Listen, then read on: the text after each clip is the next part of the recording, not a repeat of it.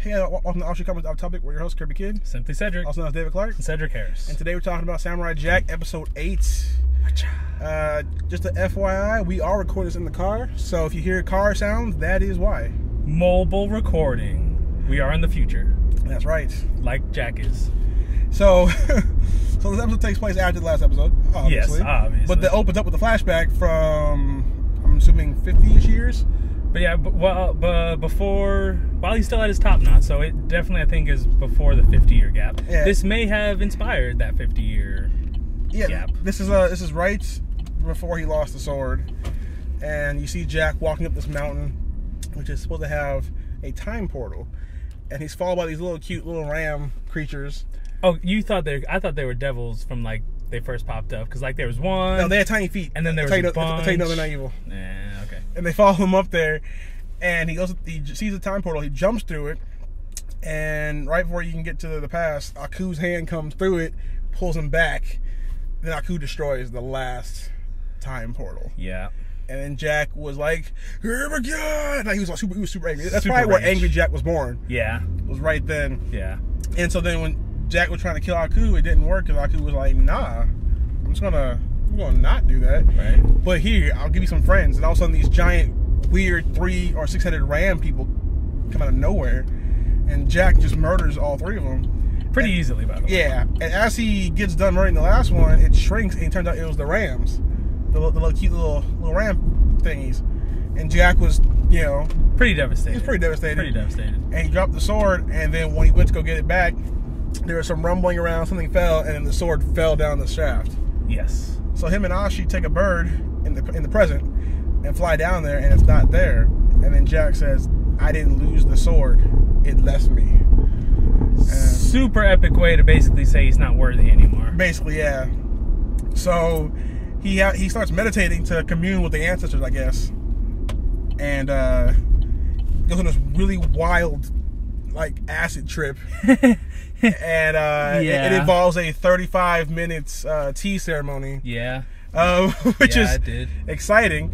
But at the same time, Ashi's watching his back while he's in the spirit realm, and this entire army comes up to try and kill Jack. And Ashi kills the entire army.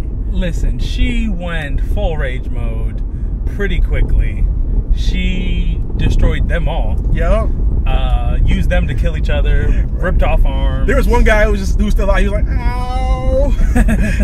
But like you gotta remember, she fought the samurai. To be able to fight Samurai Jack means you're capable of a lot of stuff. Yeah. Like they didn't win, but they gave him a hard time. Well, and she cleared the mountain, and she's like, "Finally, they're all dead." And then she sees someone. She's right. Like, "Uh-oh, I missed one." And then she epically climbs back up the mountain super fast, and an arrow gets fired at Jack while he's meditating, and it was the then mother of the crazy cult that she grew up in. Yeah, the one that gave birth to her, which you would think, oh man, this is gonna be a huge conflict of interest for her. Nah. No. They fight, and she tells her that, no, basically, "I love him, mother." And they're fighting and whatnot. And at a point, Ashley gets covered by rubble, and she can't, and then the mother goes to go kill Jack.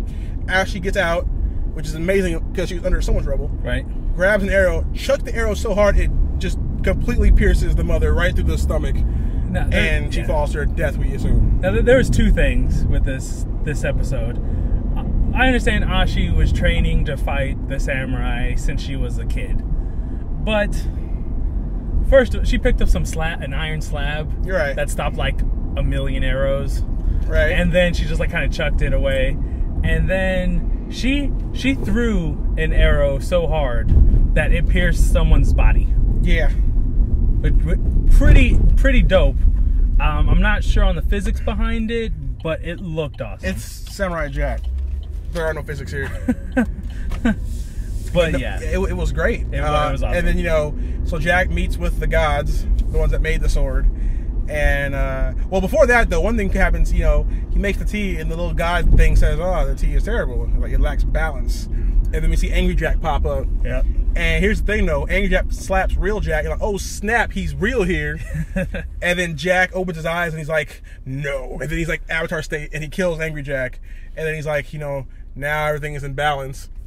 He meets the gods, and they give him his sword back and his original outfit. And a haircut. And it was really great because you were like seeing, Jack is finally back. Yes. And then he reawakens in the real world with his stuff back. And Ashi's like, you got your sword back. And he's like, yes. She's like, and a haircut. And a shave. He's like, and 2 bits. He's like, yeah, apparently, yes. So, then she says, what next? And he's like, Aku. I thought the episode was really great because you got to see Jack finally crawl out of that 50-year, funk pity party he was having. Yeah. Understandable, though, that, why he'd be so depressed. But he's finally back. And I believe there's 2 more episodes left. And I don't know if they're going to do an hour long or if it's going to be 2 regular episodes leading to a movie or something. That's enough time for him to gather up an army filled with Scotsmen and women and go fight a coup. Because is it a 10-episode miniseries? I think so. Because next episode they're running through a city lost, so that means episode 10 will be the fight. So unless it's leading to a movie, I don't see how they're going to wrap it up. Well, they did do that one thing where they showed Jack like, oh, there's acid and I got to use the flying things to escape, and it's like, what does this have to do with what's going on? Mm-hmm. But the Ashy was with them, and it turned out to be a whole thing. So they still might. Gendy's Gendy. I trust Gendy. I mean, I'm hoping he's pushing for season 2. I'm hoping too, just to keep extending that finger to Cartoon Network. Yeah. Showing them you need me. Right? Well, we're not going to review the new Ben 10, but he started something with the classic Cartoon Network studios. Right, closing. Yeah, because Ben 10's doing the classic opener too. Yeah. Which is cool and all, but yeah, the new Ben 10 sucks. But yes. I like it. I like how Ashy is basically claimed Jack as hers. This is my man. Right? And she was like, like her mom said, you were always the strongest. I mean, she devastated an entire army full of people. Yeah. And was murdering just left and right. Thankfully, she has 0 qualms about murdering. Well, one thing I like about Ashy is that she's a strong, independent assassin woman. Right. And she needs a man. Right. And that man's name is Jack. Mm-hmm. Wacha. The one man on the planet who can kill her. Wacha. Right. See, I'm wondering, though, if she really is a daughter of Aku. Like, if that was just them saying that, like a title, or if she's an actual, literal daughter of Aku. Because that will probably come into play later on. Well, I think it's always been in the figurative sense. Like, oh, he's our dark master and we're all sons and daughters of Aku. Because he created everything and blah, blah, blah. But, because I hope not. Because I want Jack to have little Jacks. He could purify her with his blade. He Take could. that any way you want. He could. He could pierce the evil. Yeah. With his blade. And just leave the human part, which would just be like some half genetic creature. They did it in Suicide Squad. June Moon was able to separate from Enchantress somehow. To be fair, though, they were both 2 separate people first. She was born half Aku, maybe, potentially. Yeah. Well, we know she was thrown in coals, so. Yeah. That became clothes. Ugh. Oh, when her mom took off her cloak, it's something about the way they drew her body that looks frightening. Just terrifying. It was pretty scary. Also, I wonder if her mom's hot. I mean, I'm just wondering. Booty? Yeah. Yeah. Oh, yeah. They had a lot of close-up shots. A lot of booty. Yeah. And I was like, oh, okay. Okay. Adult Swim. And that horn she grabbed from that skull, one of the land things, was very strong. Very durable. I mean, it was very useful. Very durable. But I'm interested to see how this turns out. I mean, because like he's got him and Ashi separately are one man, one woman armies. Yes. And you put both of them together with all the Scotsman's kids. Like, I wouldn't be surprised if Ashi got the sword. Because she needs a weapon. She can't be fighting Aku with her hands. That's not going to work. Right. So maybe, she might get that sword or something. Because I doubt Jack is going to try and dual wield. He's not Kirito. He could, though. He could. He could if he needed to. But he's not. No, he will not. But I don't know what the next episode's going to be about, though. I had, like, the preview gave me, like, no inkling on they're lost somewhere. I'm assuming they're in one of Aku's cities. They're probably looking for him, or they're looking for the Scots peoples. Right. So. Or he's assembling everyone he's ever helped. Yeah. Like, everyone together. It's like, even if it's for the last time. No. We don't quote Nazi Captain America in this vehicle, sir. You can get out. He's about to throw me out.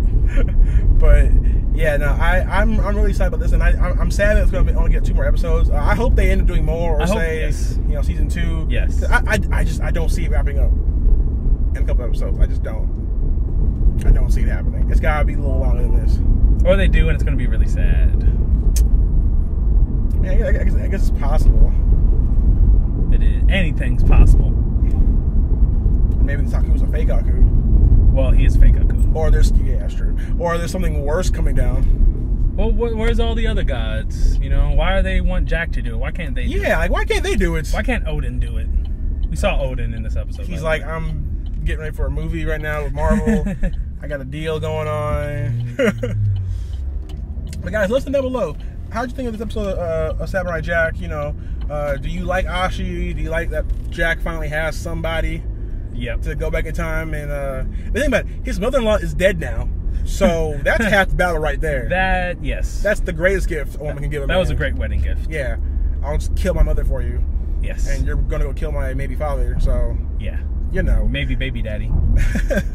But anyways, guys, until next time, we've been your host, Kirby Kid. Simply Cedric. I'll see you later, guys.